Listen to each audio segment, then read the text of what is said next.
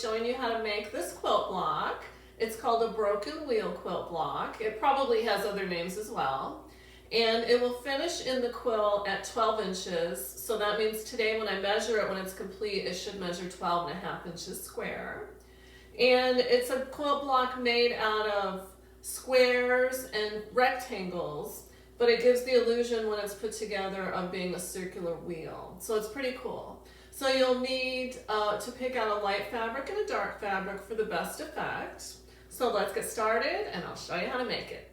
I've pre-cut my fabric. From the light fabric, you'll need to cut 5 4.5-inch squares and then one strip 2.5 inches by 19 inches. And then from your dark fabric, you'll cut 16 2.5-inch squares. And again, another strip, one strip 2.5 inches by 19 inches.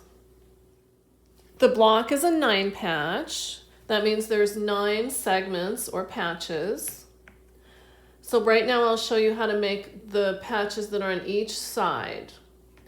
And they're made by using your 2.5-inch strips, right sides together.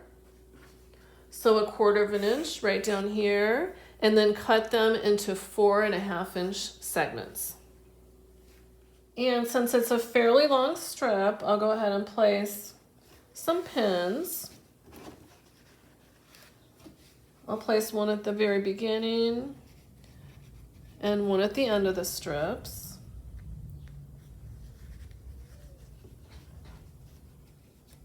And then I'll go ahead and put one also right in the middle.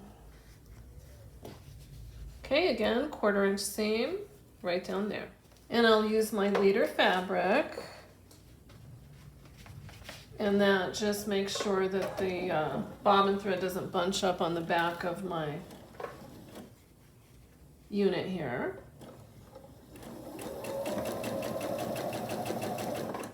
And I just kind of keep lining it up as I go.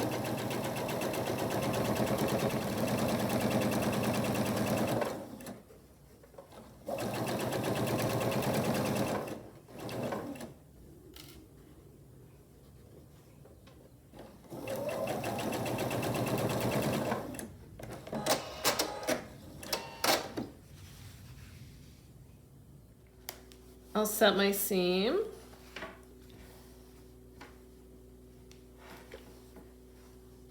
And then I'll press toward the dark fabric. So I'll flip it over like so. I like to give it just a little finger press. Just a little crease.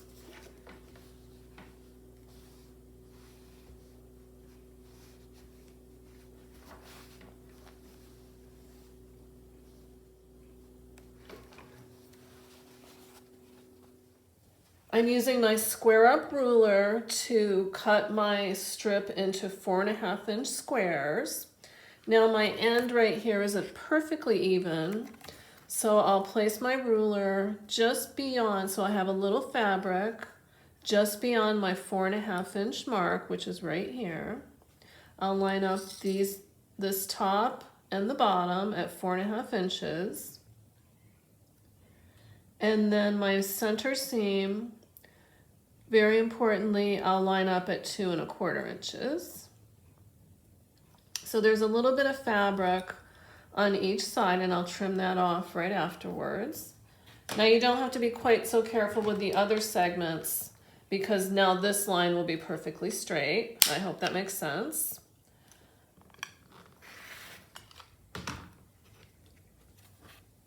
I'll flip it around.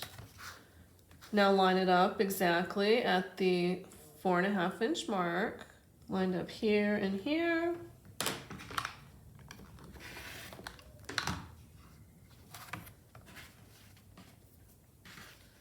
And I'll just double check each side as well.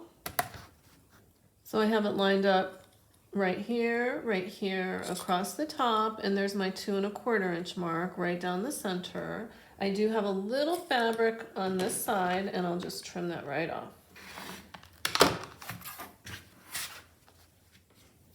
Now I'll repeat that to get 3 more 4.5-inch squares out of my strip set.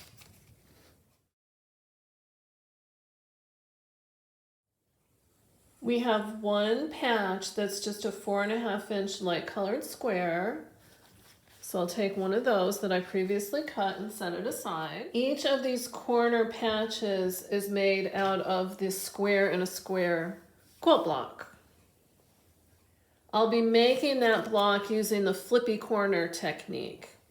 And the first thing I have to do is on the back of each of my 2.5-inch dark squares, I'll draw a diagonal line from one corner to the other using my ruler to guide.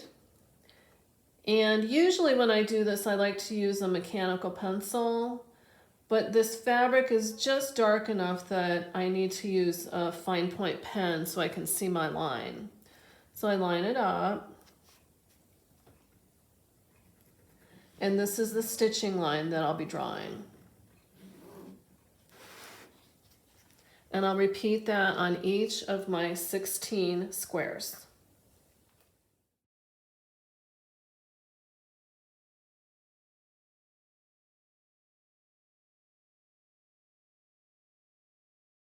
Now take each of your 4.5-inch light colored squares, right side up, place your 2.5-inch square in one corner, and I don't know if the camera can pick that up, but the diagonal line that I've drawn is going right this direction. Give it a pin. Now this doesn't have to be an exact pinning, it's just to hold it in place temporarily. And then on the opposite corner, place another square. Again, the diagonal line is going in the same direction. And give it a rough pin. And then repeat that with these other 3 squares.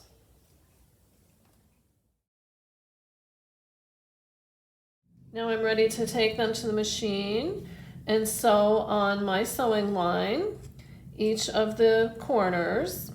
And I will actually be sewing about a thread's distance closer to my corner, and that gives a little wiggle room when I'm flipping the corner over to make sure that it lines up nicely with my 4.5-inch light colored square. And then I'll take my first square, and at this point then I really do line it up with my corner. And again, just a thread's distance a little closer to my corner. And I do tend to use my 1/4-inch foot when I'm doing this, but you may want to use an open-toed foot. I actually forgot to set my needle for the down position when I stopped sewing, so I just did that. And then I'll just feed my next unit right in.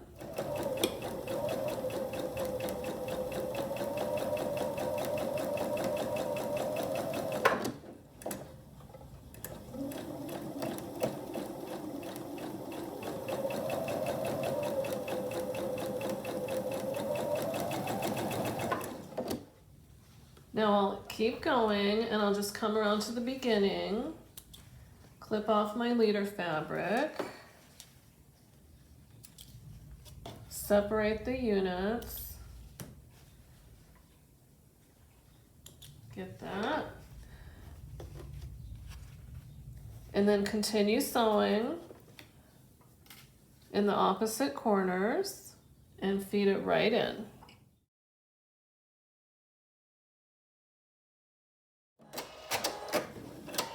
Okay, I'll cut my thread off and then I'll separate each of these.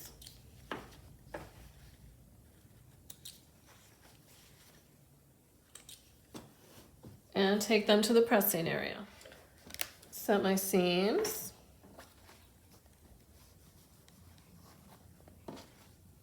I'll flip my corner over. Then I give it a little crease with my fingernail. And the goal is to have it matching up to the light colored square. And I know that I've cut this exactly 4.5 inches square. So that's why I want to line it up.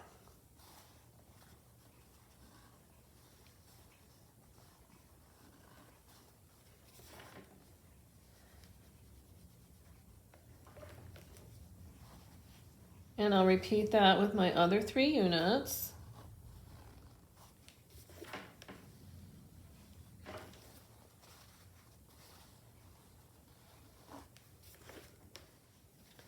Now it's time to trim this excess fabric from where we flipped our corners over. Now there's a couple of ways that you can do this. You can cut off both of these back layers and then you're left with 1 layer on top, or you can leave your light colored fabric and just simply cut the excess off of your flippy corner. So I'll show you that.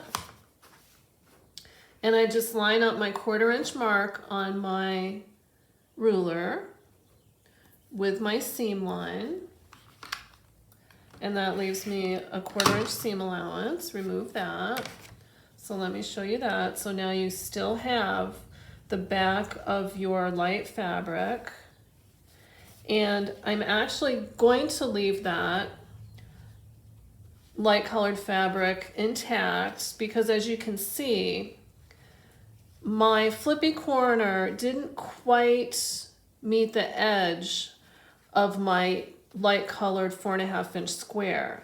And I know that this has been cut exact, so I'm going to use that as a guide for when I'm joining my blocks together. I hope that makes sense. I'll continue cutting just my dark fabric away.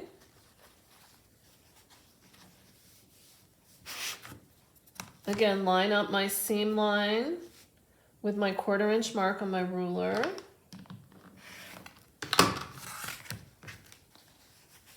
And I'll continue with these other 3 patches.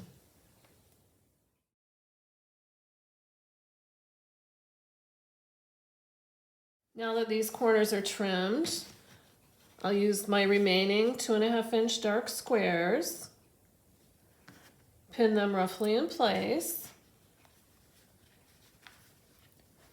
My drawn line is going in this direction.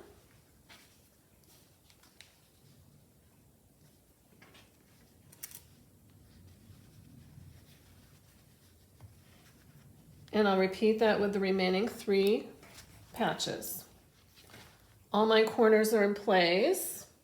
I'll go ahead and take it to the machine, again, sewing on my drawn lines, just a thread's distance toward my corner.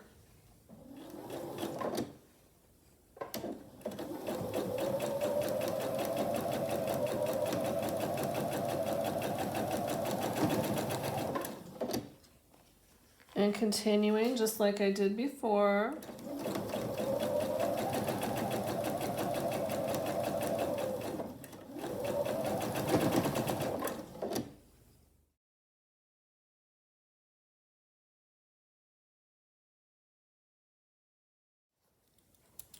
Okay, I will clip these apart.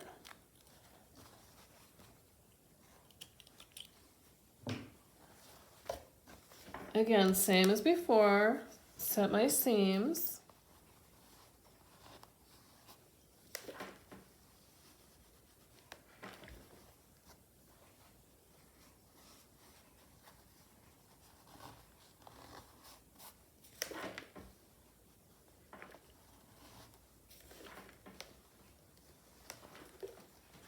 And I'll trim my new corners just as I did before, trimming just the dark fabric from my flippy corner. So I'll make sure I tuck away the light colored fabric so I don't cut it by mistake. Line it up, 1/4 inch seam allowance, and I'll repeat that. After I have these units all pieced together and pressed, I like to turn it over. And because I left all my backing fabric, it should measure up to 4.5 inches square. And I just like to remove any excess dark colored fabric that peeks through. So I have a little tiny bit of the flippy corner fabric over here on the side, so I'll just trim that right off. And I'll repeat that with my other blocks just to make sure they're completely squared up. Now I'll arrange all my patches. There's my center. I'll put my side pieces and just make sure the light colored fabric is on the outside.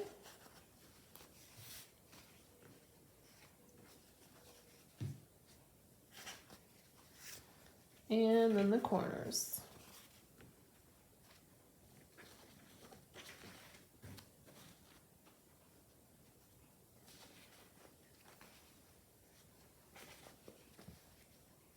Flip right sides together.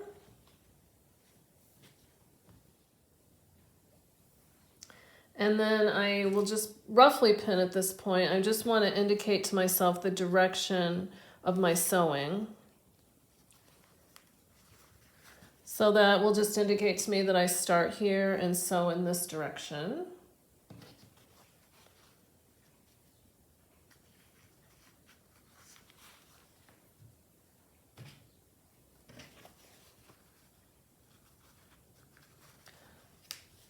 I'll take these to the machine. This time I'll sew a scant 1/4 inch seam right down each of these edges. Now I can do my more accurate pinning, or I'm actually going to use my glue stick, because this seam right here needs to match up with this point the best that you can. So I will add a little dab of glue. You can use pins as well. And I will match up this seam allowance with my point. And then I'll give it a little pinch, and that'll secure the glue.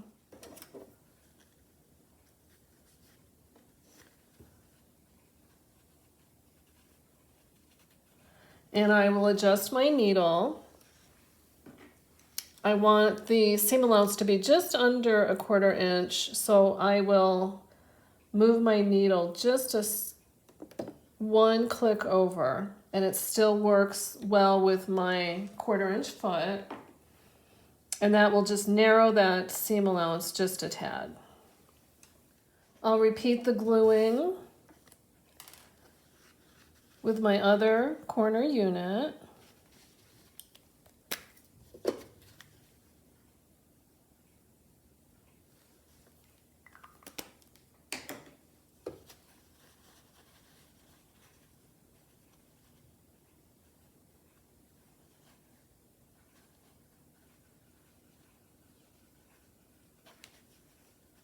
Line it up, pinch,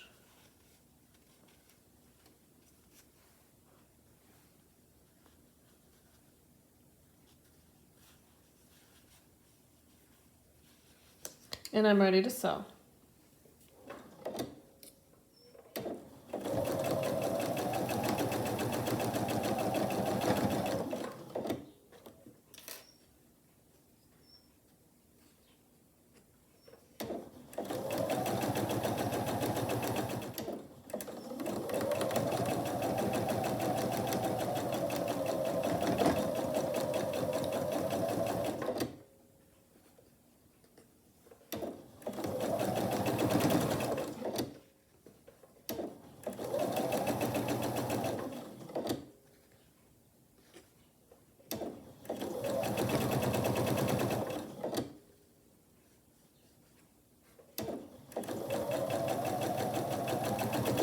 Now I'll check my alignment.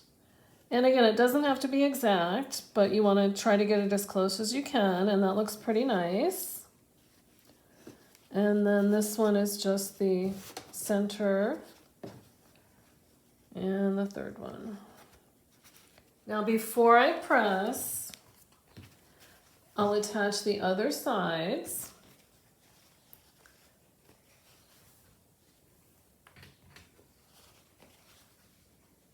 Just want to make sure I have it still lined up properly.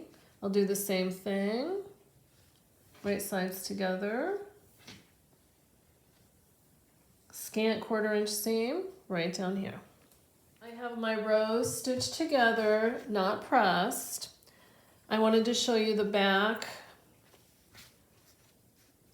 So they automatically want to flatten out in this direction, and that makes this bulkier patch lie flat. So I will press the seams toward the center, and I'll do that on this top row as well, toward the center. And that means on this center row, I'll be wanting to press in the opposite direction so I can nestle up my seams. So I'll press toward the outer edge. And I'll take that to the pressing area and do that now. Now they're all pressed.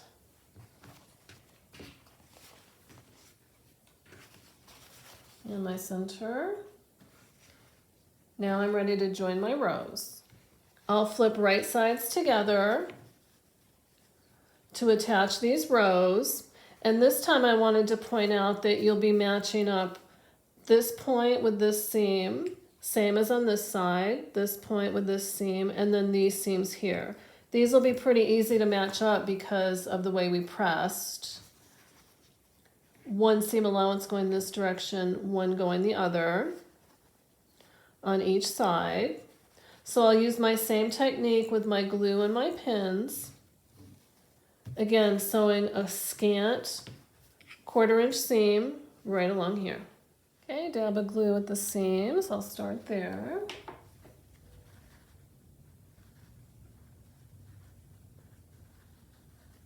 Give it a pinch.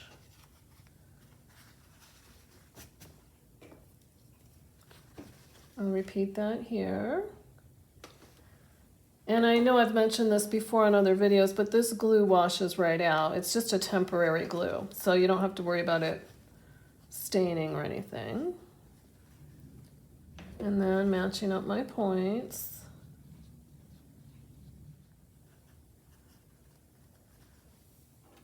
And I will put a pin down here at the end. And one more to match up.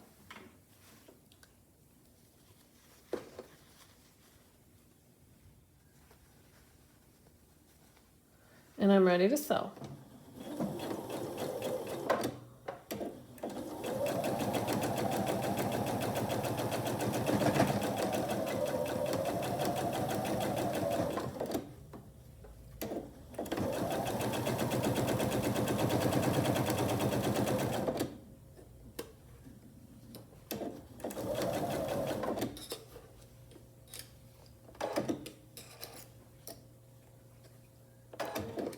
Make sure my seam is going in the right direction. Sometimes they get flipped around.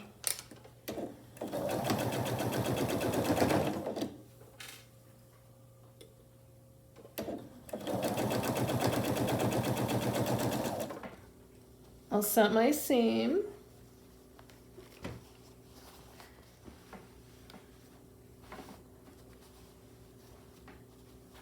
And I'll attach the other row exactly in the same way off camera. I have my other row attached, set my seam.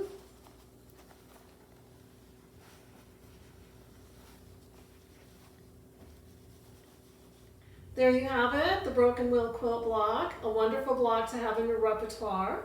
And just remember to use contrasting fabrics for the full effect. Thank you for watching, and I'll see you next time.